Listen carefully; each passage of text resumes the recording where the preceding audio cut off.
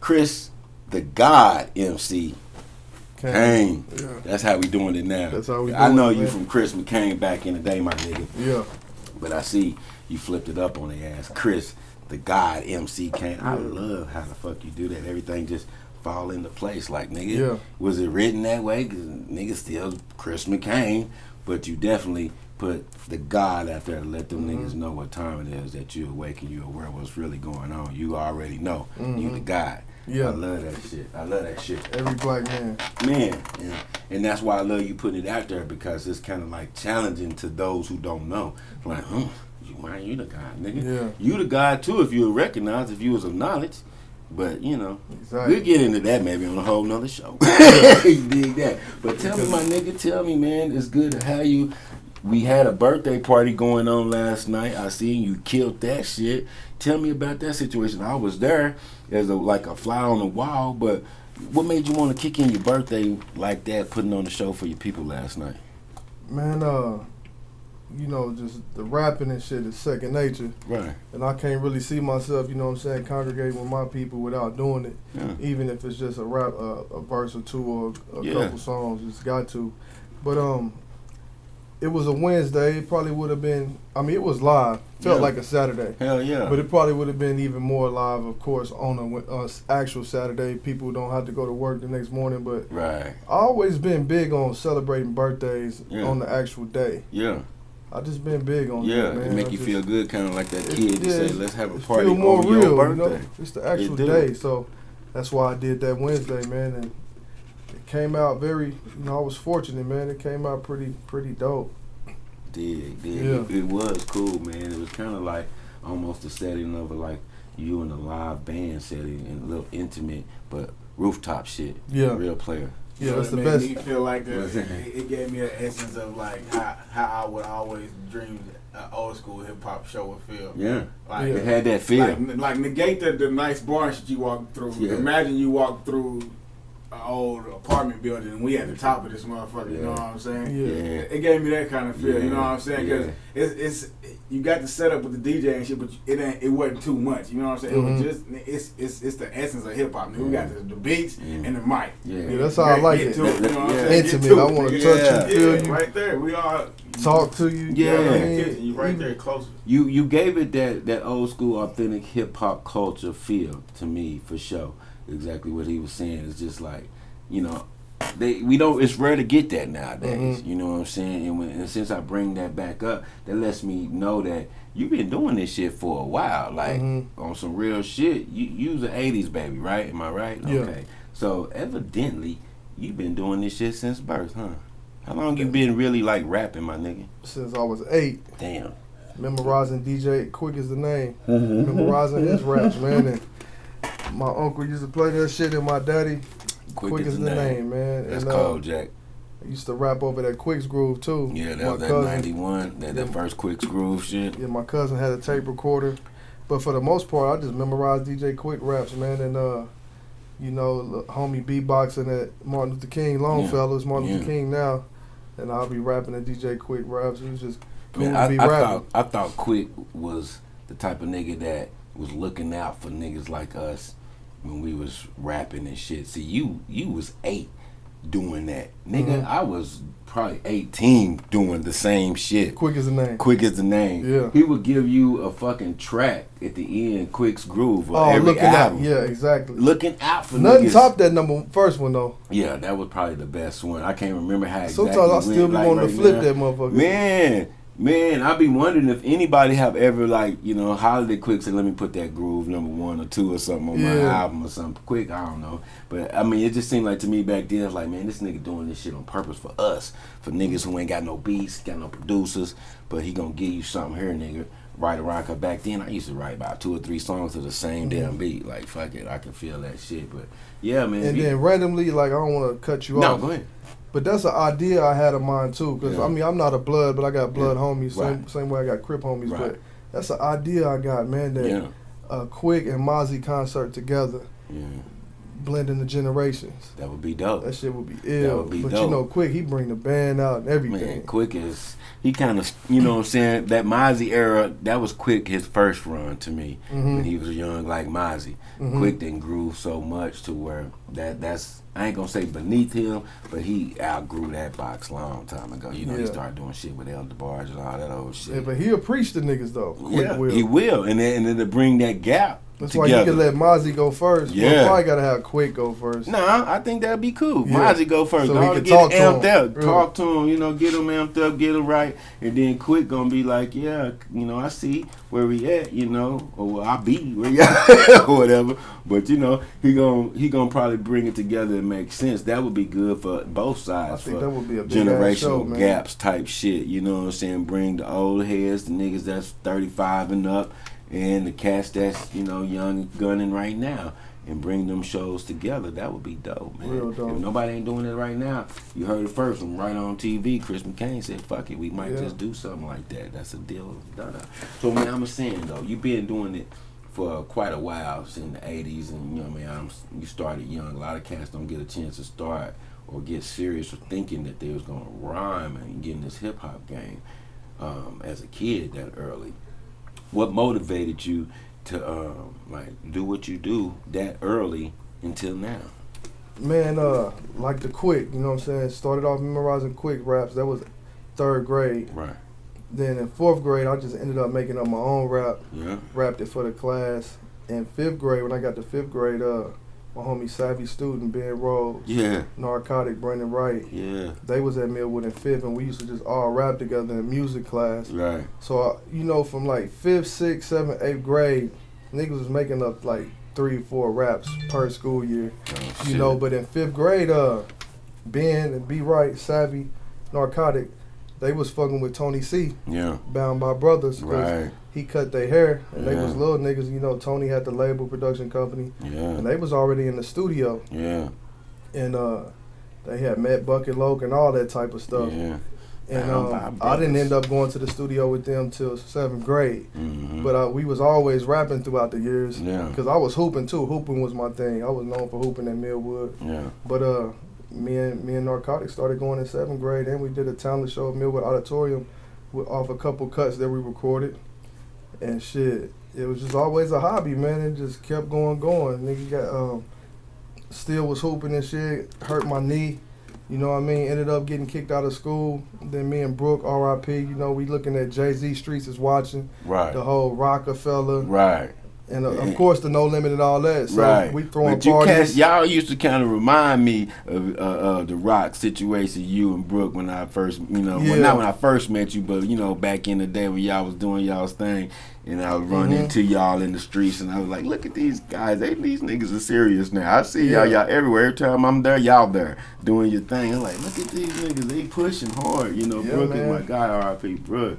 Man, that's a situation right there. But we went from parties to the label. Yeah. You know, and just doing it like that. Yeah, y'all was looking like Damon Dash and Jay-Z back then, you know, really, you know, out here in the public looking good, handling your business. He had a cold MC.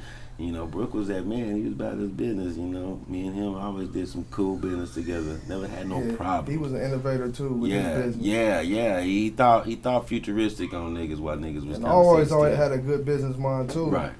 Up there, elite. That's why my name was out there and I was doing shit way before my craft was there. Because my business mind and my innovative approach to business always been there. Yeah. You know what I mean? Early. And that's why, you know, and niggas had CDs, professional CDs, when niggas really didn't even have CD players. So I already know some people probably look at me like, damn, you really been doing it. Yeah. You know what I mean? And I have. Yeah, exactly. But you know, I always felt like, you know, you can be cocky and humble at the same time. But I always felt like it was just shit that I was supposed to be doing. Until you sit back and look at it, I guess we was doing something. Yeah. But I just always just compare it to other cities. Yeah, not just here locally. Yeah, because, you know, you can get caught up in the ego shit thinking you the man around these parts. But, you know, in other cities is who you really competing with. You're not really competing with cats here locally. Some of these cats up here got that confused, you know. They so hard concerned about competing against their fellow turf cat. We all from the same streets. We all got the same needs and wants. And we got really the same struggles because we from the same place. So you not my competition, my guy. I'm looking out that way. You know what I'm saying? And that's why we need to bring forces together. But that's always been a problem. So since we on that topic, man, what kind of struggles as far as being from this, should I say, deserted, it's not deserted wasteland no more, but it's used to being treated like that. Oklahoma is coming up now. I see a lot of improvements, especially in the entertainment industry, especially with us having the Thunder here for damn near 12 years and something. It's brought a lot of attention to us and shit. But man, you talk about some of your struggles as being a rapper from Oklahoma City. Like, what do you have to go through, or what have you been through? I think you hit it on the money, just the market being 10 steps behind. Right. And I didn't even really notice that until, probably about 5 years ago. Well, I always knew it, but it really started setting in because all them years, you know what I'm saying, like 04 up until now, it's like a delusion. Just locked in on the city. That's all you really cared about way before the internet. Because you remember what the rule was. You got to show up where you from first. That's what So it was all right to just be focused on home. Time go by, and it's like internet make the world flat. Now they say, but we still kind of behind, Yeah. But they got things that they say like it doesn't matter where you at. You know what I mean? Which could be true, but at the same time, I think it could be like kind of false. I think to a point. Yeah, because I think the artists, and not even just artists, is if you're doing anything, we look for validation. Right. I think that's why we lack culture as a city. Like people in like Houston, LA, whatever, Chicago, New York, they just be them. Yeah. And that's it. They don't care about what nobody else is doing. Right. If somebody see you doing something here and it's dope as fuck, they know that it's dope, but they can't just accept it for that. They gotta say, well, what is he doing? Right. Is he signed with somebody? They can't just accept it for, you know what I mean? Nah. It's like you do gotta get validated. They gotta see you on TV. Because we been so stuck in the fan land. Right. So, Right. So we've That's been a big just part. watching. That's a and big everybody part. nowadays is so used to comparing you to who they like or who they think you should be, rather than, like you said, just accepting your dopeness for this. Like, nigga, I'm creating something dope myself. I don't need nobody else to stamp this as dope. I did, nigga. This is dope. Like, nigga, and they don't want to accept it until everybody else do. And once everybody else do, then they gonna say, "Oh yeah." But it's like we got that fandom still so bad and everything else. That is correct. People love everything. I think it's even bigger than that. As far as Oklahoma, I think it's a lot of places that's similar to that same situation. We look for validation as a people from outside Black people, sources. period. Yeah. And that's the whole part behind that. So You're right, us black being in people, period. Oklahoma, Yeah, black people, period. period. It gotta be. We gotta have by the white validation. coat. Yeah, exactly. Yeah. So us being in Oklahoma, predominated by the white culture, if we not getting validated, we feel if the white people don't accept us, and we need to be all right. Them and then niggas be like, now oh, you real. He now, doing it. like Chris Rock say, now you white famous. Now you ain't just BET famous. You know what I'm saying? Exactly.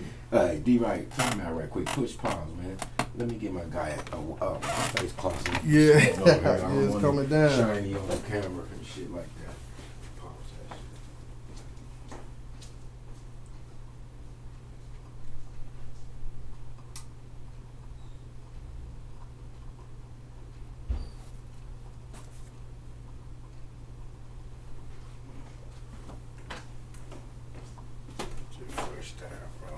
Yeah, I ain't gonna have you sweating like But that. yeah, the internet make the world flat, man. So It do. and everything happen when it's supposed to happen. Yeah, it was They do, man. So, it's a lot of struggles, but a lot of them got to do with our people and our place where we at. But I do, as being in the hip hop industry for about 25 years now. This is 25 years for sure. Damn. In Oklahoma, it's like I've seen the improvement though, my nigga. I can't lie. I can't sit here and just say we still stuck back in like how it was when we was coming up. It's a lot of improvement. I see more unity. I see a way, more love and support, as far as, through the artists, even maybe through some of the we DJs back rolling? too. Yeah, we back rolling, right? Yeah, so through some of the DJs too. So it's gotten better from my point of view. I know we still got some work to do. Yeah, and it's just easier to do it. You know what I'm saying? Yeah. A mic and a computer. In the 90s and early 2000s, it wasn't so easy to have a song. No. I remember, like yesterday, Young Fool stopping by MD's, like in the middle of one of my sessions, and he paid $20 to get his CD pressed, his song, just one song. $20 from MD to get a copy, and he was so excited about taking this shit to Lexus to get it played in the club. Yeah. So we come from that. Yeah, real shit. So it makes you appreciate the shit more. Yeah. Now these like, cats just drive or email now. Like, so when me and B Wright was and Ben was at middle school and we was having songs, they was like, damn, y'all making songs? Y'all in the studio? You know what I mean? So, but now that shit is like. And see, before y'all's time, it was hard to even do that, get in the studio. Yeah. I remember we couldn't even get in the studio. Studio was $50 to $75 an hour back then. And then, so if we in the market to where like people studio is not really reality, and they say, how does it work? From the production to everything, like what it looked like. Cause I remember being mind blown looking at MD mess with the keyboard and stuff for the first time. Right. So that make you understand why. No internet, and you just rappers was looked at it like superheroes. You see them on TV, and that was it. Yeah, that's why them niggas was selling CDs for $18 and touring like a couple months out the year and being fat. Yeah. Now you got to tour damn near every day. Every day, because it's always a new MC rapping, doing something. You competing with the next younger thing. You know what I'm saying? Just it's saturated. But you hear what I'm saying though? Yeah. Like, being from Oklahoma and no internet, guys like Ice Cube and just these different guys, they was really like superheroes. Hell yeah, they was. We was going to this place, buying their CDs, snatching off the plastic at CD Warehouse or Blockbuster, you know what I'm saying, reading the credits right there in the parking lot. And when you hit play, that's going to be your first time hearing that shit. When you walk in the store and look at pick up the Jordans, that's going to be your first time seeing them. Yeah. You know what I mean? Like, I know it probably just sound ancient to... You know what I'm saying? It probably do, because it's like, talking about a damn TV that you had to go up and turn the knob to. You know what I'm saying? They ain't got to deal with that shit. But I feel you on that. How do we get that feeling? Do you think that some of the fans nowadays feel like that about some of the artists like that? How we was looking at them like, damn, these niggas are superheroes.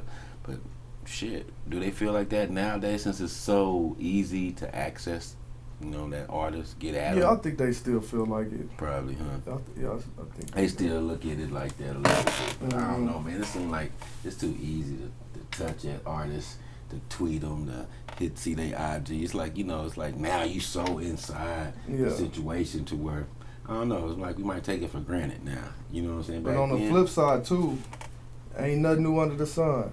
You can see shit black people was doing for as fashion and music. From 60s and 70s, and it's like, if you talented, you talented, man. And that's the trip with older cats like us. It's like these youngsters that you see, like say some of these artists, they doing shit and they be thinking they just made that shit up. Like, man, go check back a few years ago. You see a dude that was, what's his name, doing the same shit, exact same shit. So it's like, and I don't really blame them for thinking some of that because they don't study their history like that. To me, you should if you're in a craft. And you doing something, you should do your research on the history of it and learn some of the pioneers, whatever craft you in. You should do your research, check out the history of what you trying to do and the people who done it before you, so you can kind of get an understanding of where this thing that you're doing have grown from. You know what I'm saying? But that's why I feel like we lacking, not just in the Oklahoma hip hop industry, but in the hip hop industry. Period. You remember back in the day we used to have what's dude Chris with the eyes on BET, the Hood Mayor type shit. Fucking, you know what I'm saying? Yo MTV raps. Yeah, BET. I mean, you know what I'm saying? Hits. Them. They would put out music, you know what I'm saying, that was relevant, but they would also throw you back some throwback shit. So just in case, whoop-de-woo. In other words, give you that history, kind of like how the sports do. They give you them historical stats. Yeah. You know what I'm saying? I think hip hop needs a situation like ESPN for hip hop with stats. You know what I'm saying? Of not just like record sales, because to me that don't make a vibrant MC. Verification. That's just one stat. You know what I'm saying? That's just one stat. You know what I'm saying? Yeah, because to me it's like, okay, if you want to say probably some of the greatest MCs, by that particular stat, then it would be a lot of people that may everybody not agree with. Exactly. Hip hop heads would because they could outsell a lot of cats. Yeah. But that's not, to me, hip hop. I'm talking about go back in the day when we was broke, when you had no budgets, when we was on the streets. It would be dope. What's an MC? Like, you know what I'm saying? I think it'd be dope if niggas like us within the culture done it though. Right. Can't let the white boys do it. Hell no. It can't be no Nick Rice in hip hop talking about, well, he got this many lyrics and he got this many songs and because you got to go back to the you got to be organic. Can you picture Nick Rice in hip hop like his rapping PER is this? Like you can't have it. No. Sitting up here talking about it, they'll jack that shit. No analytics. It can't be no analytics. But us sitting up here talking about it, they'll hear it, jack it, and do it. Yeah. And then, like we was talking about earlier, we'll be looking for validation from that. Exactly. But what they say his rap stats is. Niggas be checking their it's overall fucking rating. The culture. That's why it can't be analytics. It gotta be only opinionated. Like your opinion is just as respected. Yep. You voice your opinion about it, and that gives the value. Because you gotta go back to the roots of what's an MC. It was about your writing, how you're spitting it, so your delivery, and pretty much your mentality. You know what I'm saying? So that's what made you a better MC than another MC, in my opinion. You did. It was like, can a nigga spit? Is he cold at the writing and shit? Is he cold with the delivery? Is his presence? Is he is his showmanship cold like that? Is a nigga cool? Is he cool like that? Always been that's all inviting to make you a nice MC.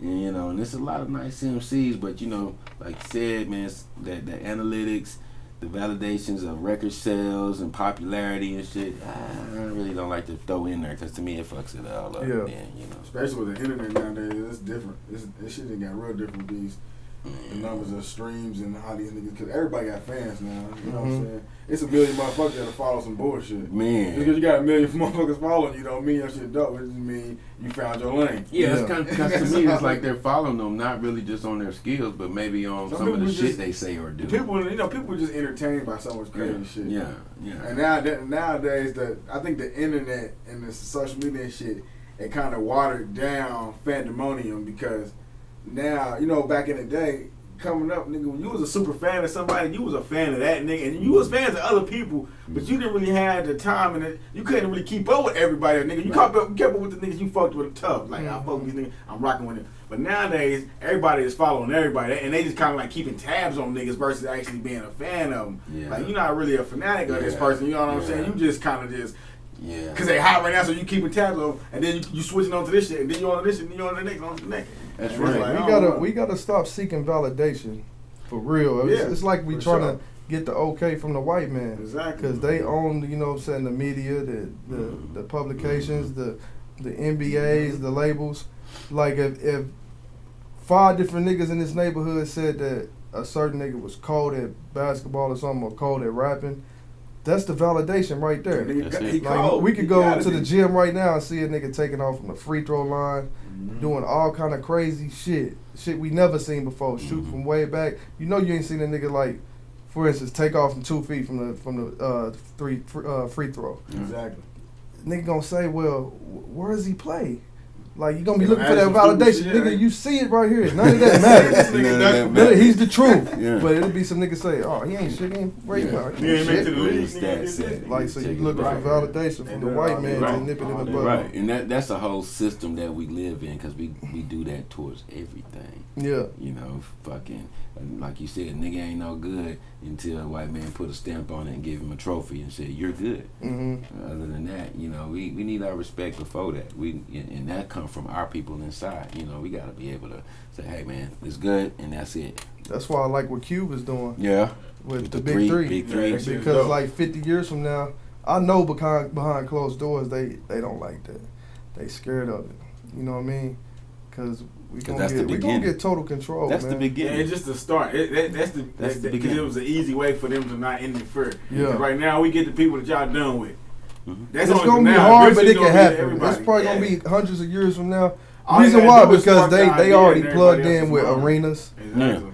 It's only so many arenas they can build. They They contracted with arenas though. I'm talking about like the NBA. Yeah. And they contracted with like the big TV, TV. broadcasting. Long So as it's you gonna got be some hard to really broadcasting. get on that level. That's why I say 100 or something years, you know. But as much as technology keep getting advanced though. But You know, it would only take that long if it's kept gradually going like this. I think the only thing that would stall it is everybody get on the same page. Because once niggas make their money, they want to do it. It won't take that long. Because the power of the people changed it.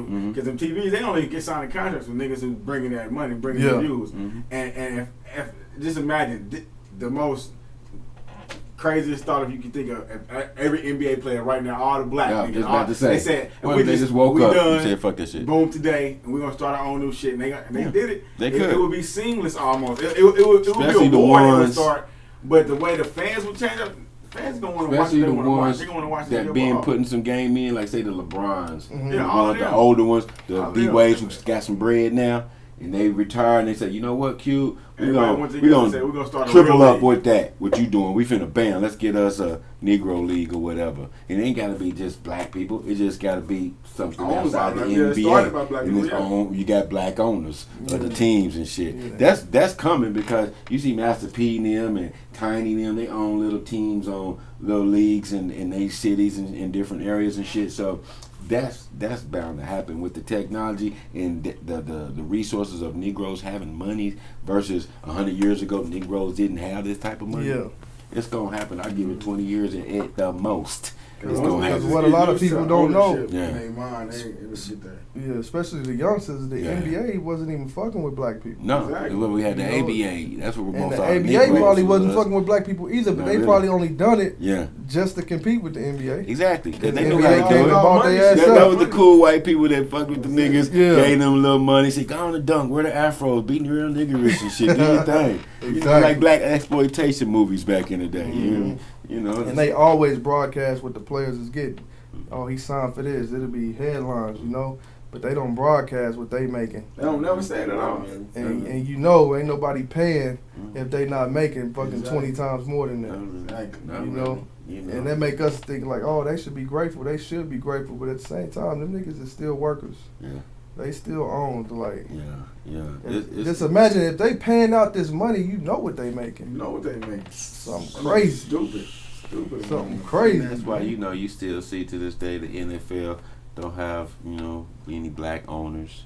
They still kiss ass to get a paycheck, and then as soon as they get broke or something going wrong, they get their ass booted and next man up. So it's gonna take a time where Negroes or not just Negroes but people of color or people who's not in that circle of owners gonna take a look at that shit and say, man, fuck this shit. I'm noticing that it's happening already because a lot of these athletes are retiring early. The shit is not as important to them as it was maybe 10 years ago, because they starting to see a lot of social.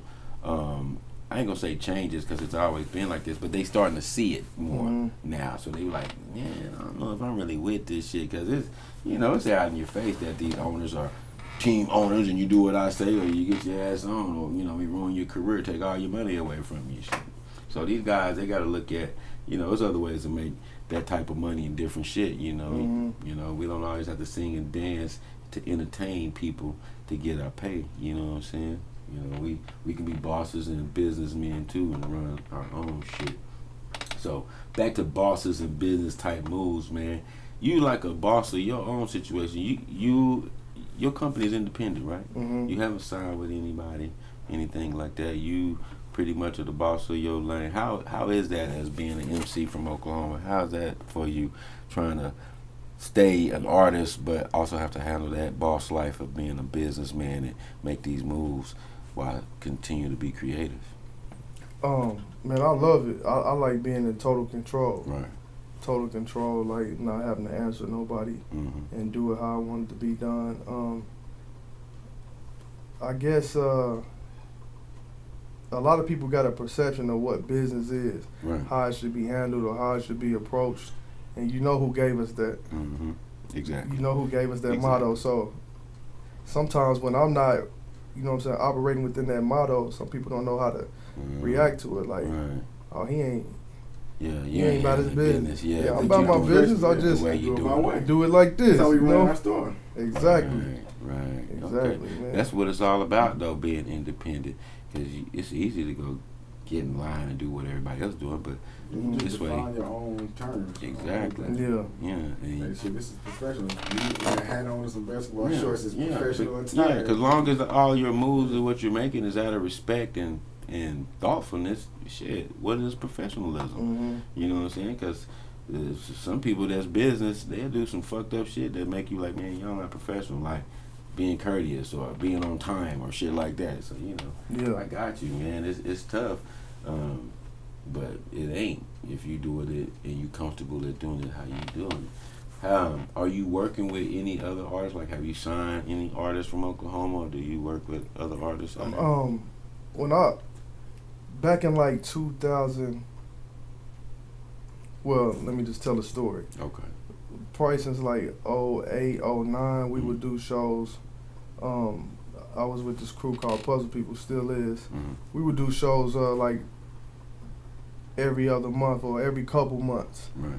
And then like around 2013, I was just like, 2012, I was like, man, we need something where we could do shows every weekend. Mm-hmm.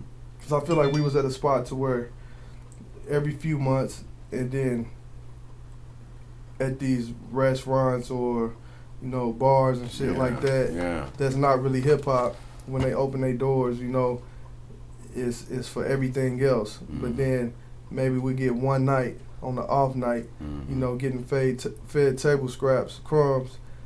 I got tired of that.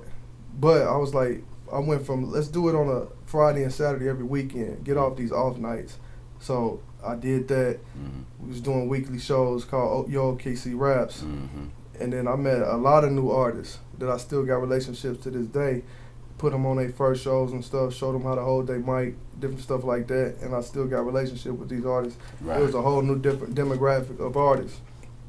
And went from that to tired of going by other people's rules to want my own spot. Mm-hmm. And that's when I got the Memory Lane in 2015. Mm-hmm. So from like 2013 till now, you know, I've met and built relationships with a whole new wave of new artists, Right. you know, and some of them I still work with in the recording studio. And like last night I kind of relapsed going to like a restaurant and using somebody else's shit. Right. And I had to deal with Right. some of that shit again. I was like, I don't like that. Some of the same But I shit. did it for that fucking balcony, bro.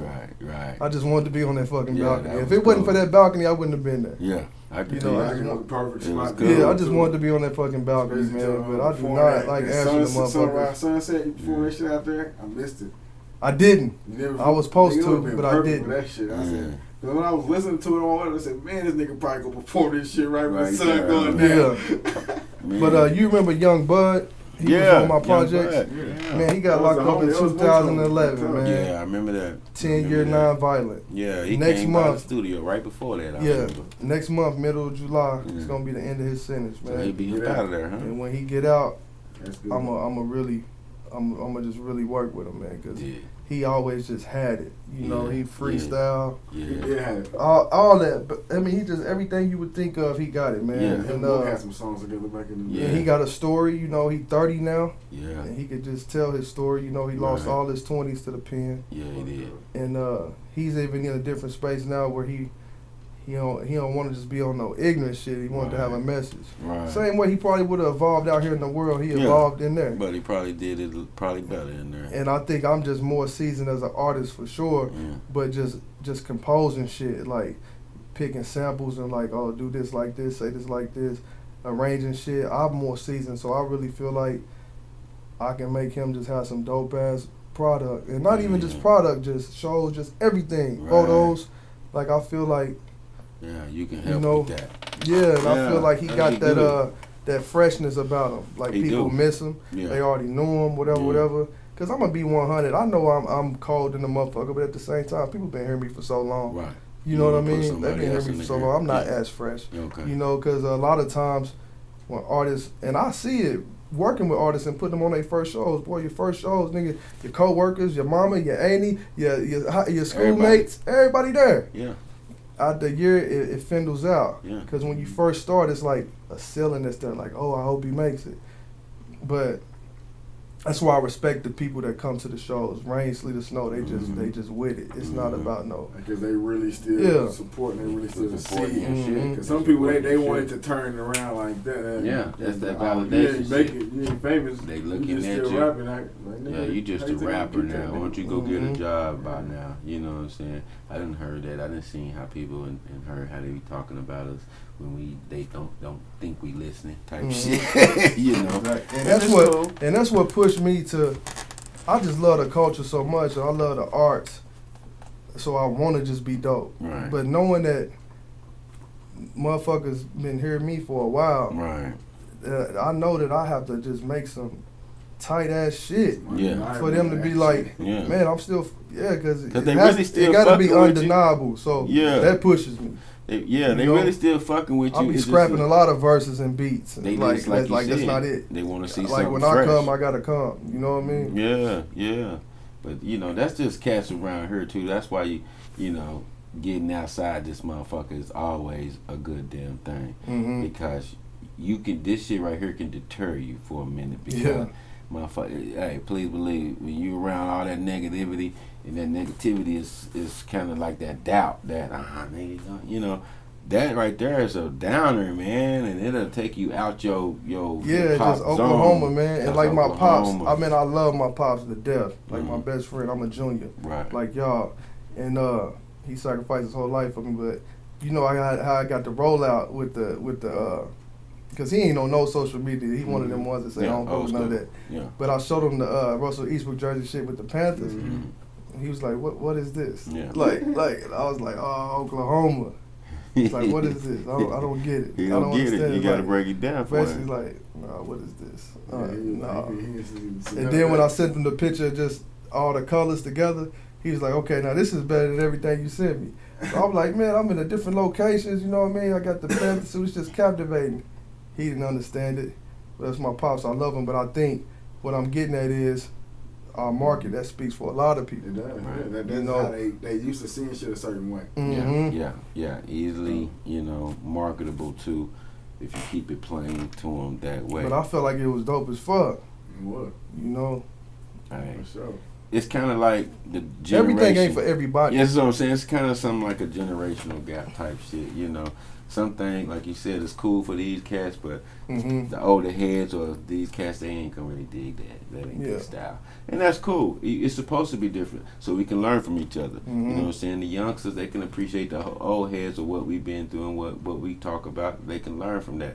But they got a lot of things going right now that if you're an old head and you're paying attention, you can learn from that too and carry on with what you already know. It makes it grow. You know what I'm saying? So we need that gap bridger and shit. You know what I'm saying? But as far as like some of your plans and some of your goals or what you're trying to accomplish with your music and your record company, what's some of your plans of what you want to do here and there in the near future? Not just this year, but in the near future. What would you like to see? Okay, Arrived is my next project that I'm working on. All the projects that I done put out in the past year or two, I just dropped them. I'll roll them out with some photos. Did we go back? Did we speak up enough? Because you dropped one just past year in October, right? Yeah, now showing. That's with your son in the front, and we going through the movie themes and shit. Yeah. I've been beating that since October. Okay. With all the movies. Yeah, I like that, how you did that shit. Cain.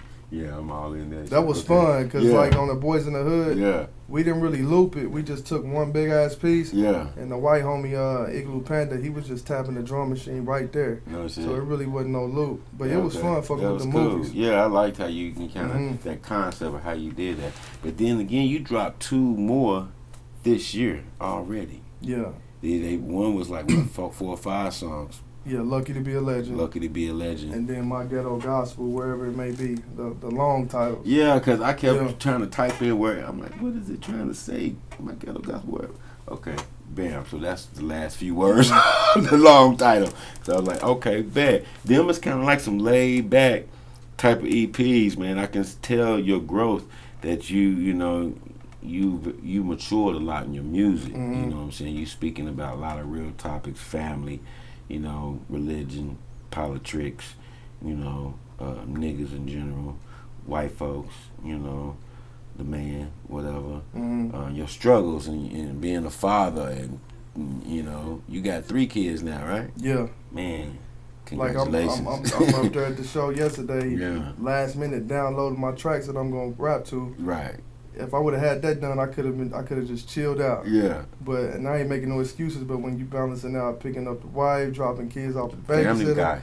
loading speakers up, all kind of shit. You ain't got time. Yeah. You better squeeze it in. For real. That's why having your experience and knowing what you're doing is the only way that you could be doing what you're doing right now. Because you would fumble the ball if you wasn't seasoned. And I used to think about how sometimes I'll be like, man, it's a lot of times I just don't get to sit down with beats and the music. Right. And I'll be like, sometimes because I think of my raps anyway. Right. So I'll be thinking like, damn, how I do this shit. But I think that from the living is where the inspiration comes from. Exactly. If a nigga was just sitting, if we sat in here all day and didn't get out and do nothing, we probably couldn't think of shit. You would go what they call writer's block. You couldn't think of nothing. You got to get out here and live some life. Yeah. Because, like say for instance, if you doing a lot of that, being a family guy, a lot of your raps is going to come out like that.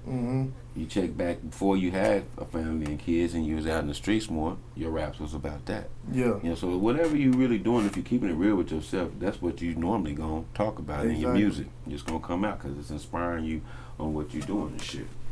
Man, I do want to bring up a topic. But I didn't answer your question about my plans for the future. Oh, yeah, damn, I'm tripping. Man, this year, we talked about the album. I'm going to do the Arrive thing. A funny fun fact about me is, man, I'm scared as fuck to fly, man. Oh, that shit. I have flown. When? I've flown in when you was a kid? No, 2006, 7, 8, 9. I went to New York City 4 years in a row. So how you still scared then? You did it. I was scared every time. Damn. And that last flight, man, I said I wasn't flying no fucking more. What, they really got you the last one? Man, Turbulence? I hate that, bro. Man. I hate that. I feel like that holds me back. Not really. Because, like, I'm a networking ass nigga and just a people's person. Real recognized real. I went to South by Southwest like 3 or 4 years in a row. Right. And I got relationships with niggas right now to this day. Like, I've had shows like in Cleveland, St. Louis, Portland, that I didn't go. Right. Because it's just that flying shit. And then I got a homie in Boston now. He told me come out there. Yeah. He said he got a room for me to stay in. He said studio, all that shit. Just come out there. And I think especially now since creatively I'm at my peak, show wise, I gotta fucking move around. So I'm gonna have to tackle that. But touring this year. You're a driver. And I can set up the tour just business savvy and knowing niggas. I can set up a dope ass tour. Right. I just gotta do it. Yeah. There's things that I've could have done, but haven't done. And you just might need some assistance on it, because when you independent owner of your own company, family guy, man, that's a big plate. Yeah. And artist, come on now, you trying to do it all. That's when sometimes it over exceeds ourselves, and you need to build that team to help you start delegating some situations to other people, so you can continue being you. And touring this shit ain't the end all say all, but I think when you dope and you got a good stage show. You can expand your following. Yeah. And I feel like I owe it to myself, but not just myself, people that like still fuck with me and still in my corner, whether they physically there or not. Right. I feel like I owe it to them to just try to push it further. I mean, to your kids and everybody, because, go ahead. What's up, baby? Oh, nothing. We still in here, y'all straight? I said, we still in here, y'all straight?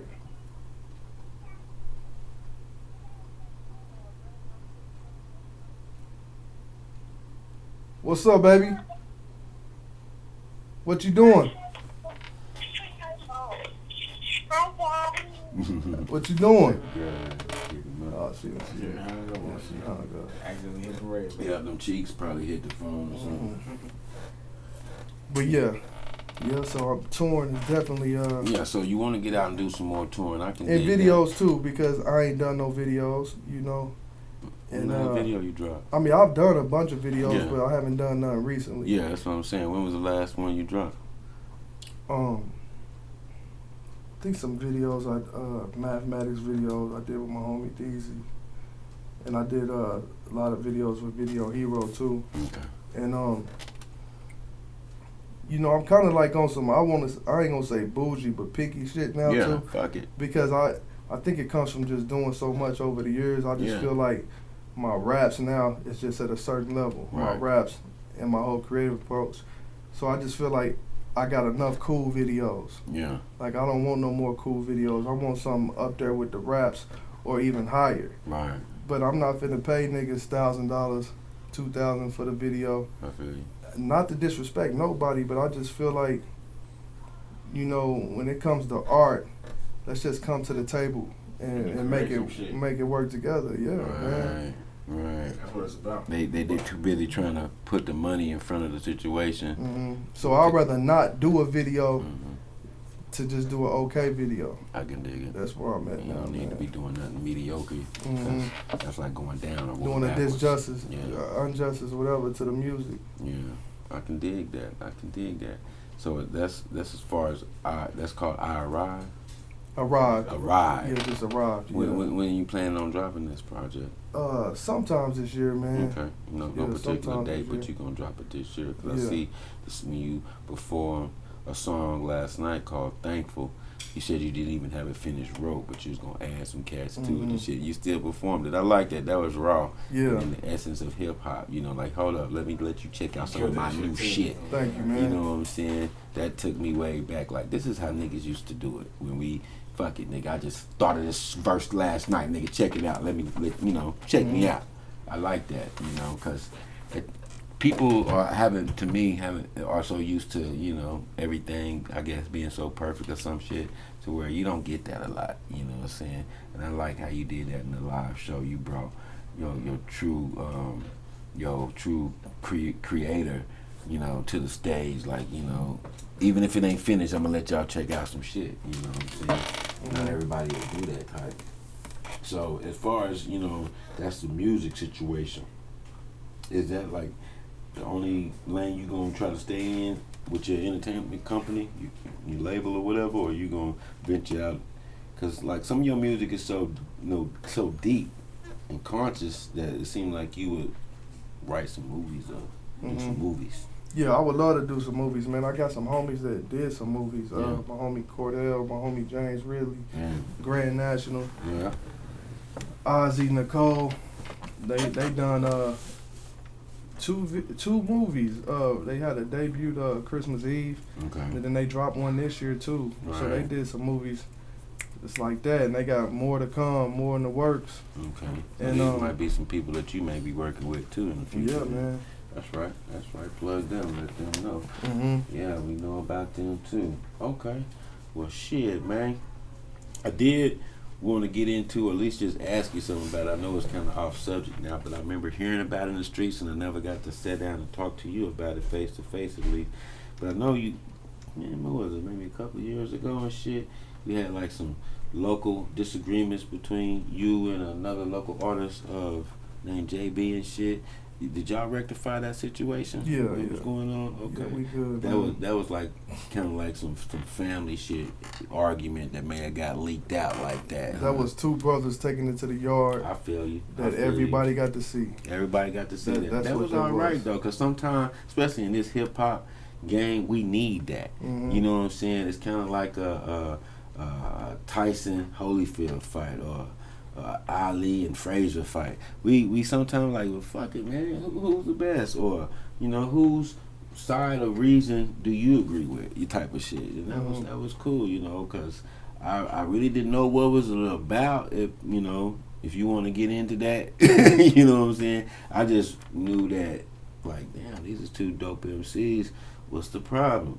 But I'm glad to hear that y'all worked it out and we all brothers and shit still, because I'm sure both camps got a lot of, you know, following and a lot of loved ones that support both of you. Mhm. And so, you know, that was good that y'all got to sit down and talk about it. Yeah. At the end of the day. We done sat down, man. We good. That was just brothers having to take it to the yard. It's still love. Yeah.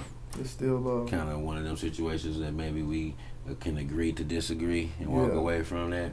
I can dig it. And I'm one of them artists to where whatever's going on, what's on my mind, and how I'm feeling, that's how it comes out. Real shit. You know, and okay. You know. Well, you heard it live and direct, man, straight from the horse's mouth. In this hip hop industry, your top 5 MCs, dead or alive, and why? This is my 5 personal favorites. Your personal favorites. Pac number 1. All right. I juggle with Nas and Jay-Z at 2. Okay. You know, So it goes back and forth. So that can be a tie for 2. Okay. Okay. Snoop. Snoop up there in the top 3, 5, 4, Yeah, 5. man. Snoop. I'm talking about Doggy Style Snoop. Gotcha. And the one after that, whatever, I forgot what it was called. It took him a minute to drop a second album. What was this very next album? I ain't talking about all this. I ain't talking about all the new Snoop. Yeah, I I'm know you going way back. I'm just gonna look at it just like that. That Snoop that first jumped on the scene. Got you. Too Short. Bad. So bad. And So Pac, Nas, Jay-Z, Too Short, Snoop. Yeah, that's the 5. But you taught him at 2, so you threw me off. But it's like I love hip hop so much. Right. It's hard to put that in. It's hard to just. There's so many people I really fuck with. So I see most of your artists is West Coast artists. I can dig that. So you highly West Coast influence. I can dig that. Because pre-internet, the rap game was East and West Coast with a sprinkle of Houston and shit, Ghetto Boy. So and you know Oklahoma was West Coast. Yeah, that's what we was. It's always been like that. But we was bumping the New York niggas too because that's all we had. Yeah. I remember my uncle bumping Eric B and Rakim, and I talk about that. Yeah, Eric B and Rakim though, man, them niggas was hard. You know, that was gangster back in them days. You know, yeah. Rakim was just kind of like hard, cautious gangster. You know, shit. He was very intellectual, you know, so like intelligent hoodlum and shit, niggas like that, you know, East Coast and you shit. know that played a big part in the evolution of me as an MC. Just pre-internet when Oklahoma was just West Coast and the rap game was just East and West. Yeah, that's because the early 90s. When I was at Millwood, you know, Tucked In, Pretty Boy, Too Short, Quik, Death Row, fucking with MD and them, West Coast type beats. Yeah. You know, just laid back, Mac, riding the beat, flows. Yeah. But then, like, when I went to Northwest, they had more of like an East Coast vibe. Yeah. And I got more into like Nas, Eminem, Cannabis. Yeah. And I always had like a one-track mind. Like, if I'm focused on something, I'm focused on it. So then I was just so focused on lyrics. Because that's all I gave a fuck about was lyrics, you know, so. And when it comes like, and a lot of times I was crafting these lyrics without a beat. Right. So we go to the studio, I'm squeezing words in, off beat, but I didn't give a fuck. Yeah. Because I just wanted to say what I wanted to say. Yeah. So I think in later years when I did start riding the beat again, I felt like that was a reason why I could ride the beat and say slick ass shit. Right. All in one. Right. Not to knock nobody else, but there's some cats that got the most perfect delivery. They never miss a beat, but they not really saying nothing. They ain't saying shit. You know what I mean? I know what you feel like. Yeah. It's like, damn, that nigga's cool, but he ain't saying nothing. You know, made me want to listen to him. Yeah. You know, not through a whole album, barely through that song. I got you. Because like I said, to me, being an MC or a nigga that's, you know, that's could be rated on the top anything, you gotta be about some lyrics a little bit. You gotta be saying something. Yeah. I don't care too much about that your wordplay is better or less than another. Like, say for instance on your list you threw Too Short on there. Yeah, Too Short is not really a lyricist, but Too Short is a real nigga. Yeah. So, you know, I came up listening to Too Short growing up and shit, and it was because he spoke about real shit. And you go back 20, 25 years later, Too Short still speaking about the same real shit. So nothing changed, niggas authentic. And there's things that I'm still working on to this day. Like right now, voice control. Yeah. You know, so where it just sounds like this. instead of like, you know what I mean? So you trying to like put more some more. complexity to it. Yeah. Because you don't want to sound what they call it Monotone. Yeah, and to me, because you can make some alright shit sound good by doing that. Yeah. So if you got some dope ass shit that you saying and do that, it sounds even better. Drake and Kendrick mastered that shit. Yeah. Cause I remember back when I first started listening to Drake, he always had good lyrics and shit. But I said to my homies, I said, man, this nigga can say some of the simplest shit. And it sound dope. Sound cool. You know what I'm saying? Like, every bar this nigga saying ain't hard. He's this nigga hard. Lil Wayne, too, in his prime. Yeah, on God. Lil Wayne really did it. He did it in a tricky way. He was cheating, though, because he had, like, a fake... By the time he got real hot, he had, like, a fake accent. Because you couldn't tell he was from no more where you hear how he sounded. And he was making words that didn't rhyme. Yeah. All the time. And he'll say that in the rap. To me, that's even when I don't rhyme, it's gonna rhyme. Yeah, he always did that. Lil Wayne really mastered it on a whole nother level. That's being creative to me. Well, yeah, the niggas can say there's something else that's so simple. It's just how they said it. Now that you said that, I want to have a conversation with you. Cause how do you feel about that though? Rhymes. Do you listen for technical rhymes? I changed my whole outlook on that. Because coming up, I've always been I was a rhyme head. Yeah. If that shit really rhyme, it make it that much harder to me. If every syllable rhyme, like that much doper. It's that much dope. It just take it up a notch. It don't really take it away from it if you don't rhyme. If you saying something that's dope enough, I understand why you didn't rhyme it like that, because that shit, you had to make it that dope. And see, I remember having a conversation with Honeysickle years ago, and she she's talking about me and JB, because you know we was all cool, and she was like, y'all really don't rhyme. And I remember thinking like, what you mean? But I see what you're saying. But I always felt like your pop said it's creative. I felt like it was creative to make words rhyme that don't rhyme. It is, because the ones that hat and cat, those are. It's simple. Map, cap, you know it's what I'm almost saying? like what I like about it is I look at it exactly how you just said it. The words that I never liked simple rhymes like that. I never liked nursery rhymes, cliche rhymes. I always like that. That's why I still am. Even to this day, I still am like intrigued by exact rhymes. But it had to be dope. Don't give me no cliche. Don't give me no right back.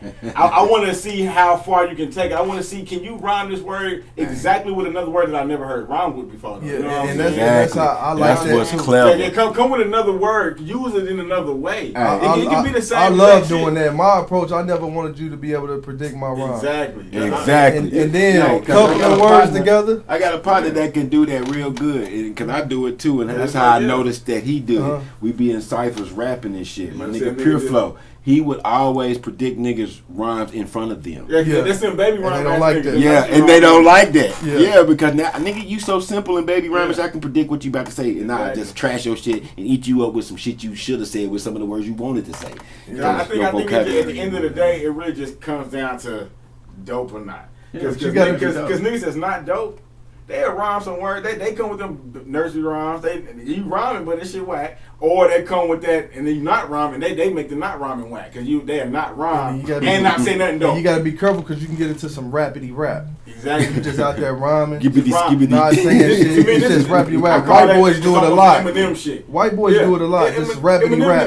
They ain't got shit to say. Eminem can bar you to death, but he also is just do that just rhyming. No real culture, bro. There's nothing really. When you ain't got nothing to say, you gonna get the rapping. You gonna be rapping fast and shit. But if you got something to say, if you really got something to say, you might not. Sometimes you don't have time to be trying to be cute with rhymes, because you got so much to say. Don't rhyme. You're like, nigga, that ain't what happened. What happened is this, and that shit don't rhyme. I ain't gonna tell y'all niggas what happened. I'm telling y'all a story. That's why I grew to respect the not rhyme, because it has to be dope for one. And if it's based on some substance, it don't matter if it rhymes, because that's whenever I tie in the poetry side to rap. Because all poetry don't rhyme. I didn't wrote a whole poem my damn self that didn't rhyme a lick. You know what I'm saying? It didn't rhyme a lick, but it had a theme, and it had you know what I'm saying? It had a whole schematic writing concept to it, but it didn't rhyme. Because that's where we gotta know where rap came from in the first place. It's from poetry. Spoken word. Yeah, bro. If you really got something to say. Like, if you really got something to say that you're trying to say, get some shit out of your chest, you're not going to have time to be cute with the ending. I mean, the beginning and end rhymes, because everything in between, you really trying to get a point across. Mm-hmm. And that's one thing I like too. You can have the simplest ass rhymes, whether they rhyme or not.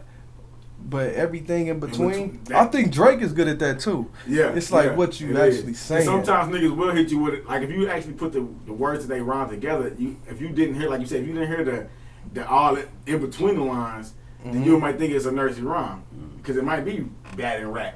But this nigga might have told a whole vivid story between that, you know what I'm saying, and put it together like, okay, I ain't never heard a nigga say it like that. Yeah. And because everybody's story is unique, you know what I'm saying. Exactly. That's what makes a real artist dope is you got to tell your story from your point of view, how you seen it, because you the only nigga living your life. And that's why everybody got their different favorites and shit, because you never know where their ear is at. What they listening for. Everybody listening for different shit. Exactly. What makes your shit tick, what you like. And I think it needs to be more dialogue about that, Yeah. with just regular people. Yeah. Where is your ear? What do you listen for? Because I think right now, more people get caught up with the assumption that everybody is listening for the same thing. So, you know what I'm saying? So, especially like these youngsters, so that's how they get crazy when they look at us like, you think that nigga dope or you don't like this nigga? We're like, nah, nigga, because we're not listening for that. I don't care that beat is hard or that, you know what I'm saying? How you know people ain't listening for the same thing? As an artist yourself, you probably got songs, like if you put out 10 songs, you probably got a few that's your favorite. Because you know how you roll. But it'll be them other ones, somebody tell you went off on that, and you like, like, oh, for real? Shit was easy as fuck. That's because they ear is somewhere else. They you said one cool thing to them, they liked it, or that beat hard. It's something that You said it. Yeah. But that to me, there's no judge or here no there on that. That's good on both sides. Man, it's uniqueness in artistry and in fandom. So exactly. you got to be unique when you're in an artist, way. Cause you're gonna be hard on your own shit. You know what I'm saying? What's favorite to you, man, could be whack to everybody else. They like that other shit, and it just depends on your opinion. What you digging, what you ain't. I just want you to feel me. Exactly. Like this probably not your preference or flows or even if you don't necessarily or anything or just feel my presence and your political beliefs, from. politics. Yeah. We could be different, but I want you to feel me, so I'm gonna talk to you. Yeah. That's one thing I done got into with the shows too. Is like making eye contact. Right. You know. Yeah. Touching your fans right there. The eye contact. Even just talking to them. Like I seen how you was doing that last night. You even was telling your man, yeah, I'm gonna let that right there go for you right there. Told him you was gonna put him on that track. You know, just different thing. That showmanship. That type of shit stick with that. people. Yeah. That's type of shit stick with people after they leave and they go home and they talk about it, and then years later and they talk about you. Oh yeah, one time I was at this nigga show, nigga did. That type of shit that stick with people forever. Artists, if they not practicing on that, if they haven't got that down, they need to practice on that. It's showmanship. It's more than just writing a rhyme, laying it down, recording it. And then when you go do a show, you just up there with your homies holding your nuts, you know, spitting. Nah, man. Yeah, that's what I used to do for a long time till like around 09. Yeah. Started doing them small intimate shows, and that helps a lot. That's cool. Doing a lot of them. The more you do, the more comfortable you get but on stage. But not to say don't go back and do none of that. Because I'm to the point where if I did it arena, I'm still going to approach it like intimate. And that's what Kanye was doing when they was calling him crazy. He was just talking to a whole fucking arena. Yeah. You know? Yeah. Motherfuckers. Yeah. They gonna call you crazy regardless, especially if you're saying some real shit and they don't want people to take you serious. Yeah. You know, but yeah, man, I can dig that. Your opinion on your top 5, I can dig that. It's a lot of West Coast influence, but you still got some lyricists on the East with Jay-Z and Nas. I can dig your top 5. Well, shit, my nigga. I ain't gonna hold you long. I told you we're just gonna do a little bit, but not a lot. We're gonna say something for the next situation. Probably they ask you what's going on with Arrived and shit after it didn't drop later on, man. Chris McCain or the God MC Cain. Appreciate you stopping by. Chris McCain. Man. All the same. Yeah, man, shout that shit out. That's all your Instagram. Yeah, right? we need that. Yeah, shout How can people get in touch? Shout that out. How can we get in touch? All your fans and Chris everybody. the God MC Cain. Yeah. Yeah, and one thing that I do like on the streaming platforms, Spotify, Apple, and all that, even if you type Chris McCain in, the shit is still gonna pop come up. Yep, because that's how I typed it in too. That's cool. And they can get at you on IG like that too. Yeah, that's my number one social media that I use is IG. Okay. After that is Twitter. Then after that is Facebook. But I know it's best to have Facebook popping because that's where everybody's at. Well, that's where the youngest is at. Yeah. Everybody, the school teacher, everybody's on Facebook. Yeah, so. yeah. But the business is, you got your business right with the IG and Twitter. That's where the business is at. My brother, I appreciate your time, blessing us with your presence today. Man, appreciate y'all for having me, man. Man, all good. It's Right On TV. Chris McCain, the God. Right on.